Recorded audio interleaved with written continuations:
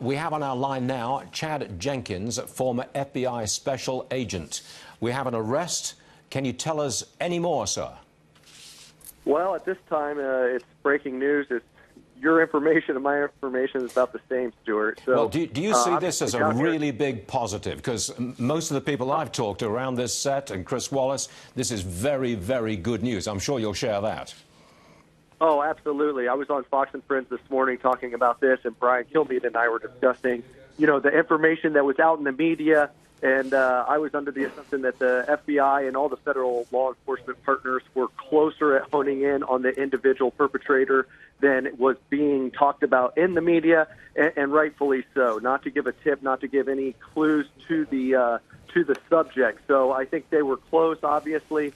Last night when it broke that they were looking at the Opa-locka mailing facility and then honing in from there to double down and get this individual in custody. And now here's where the rubber meets the road, where the thorough interrogation takes place to find out what the actual motive was for this. Let me get this right, Chad. The man's in custody. He's been arrested.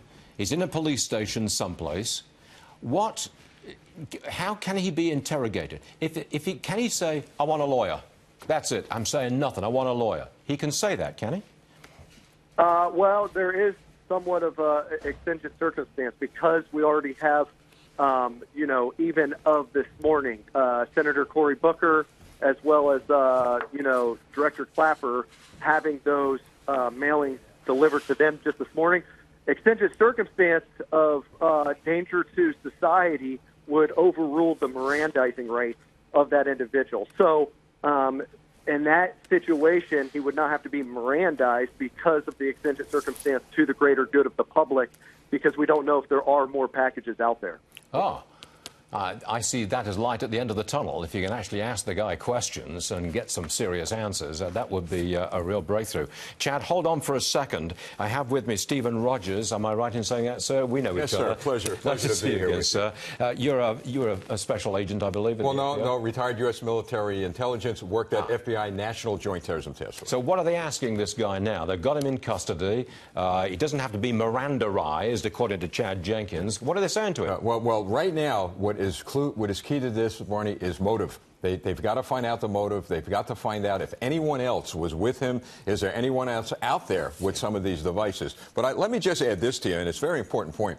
I got to tell you, President Trump's quick response and decision to get the full weight of the United States government's law enforcement agencies engaged in this resulted in what happened today. But that's inevitable. When two former presidents receive a bomb or it's sent to their homes in the mail, of course we mobilize every resource we've possibly got, because you've crossed a line when bombs are received by former presidents. But as quick as he did this, I've never seen anything this quick. I mean, we're talking 48 hours. I talked to investigators that thought it would take a week and a half. So he was able to get everybody together and say, look, we've got to find this guy, and they did. That's hopefully.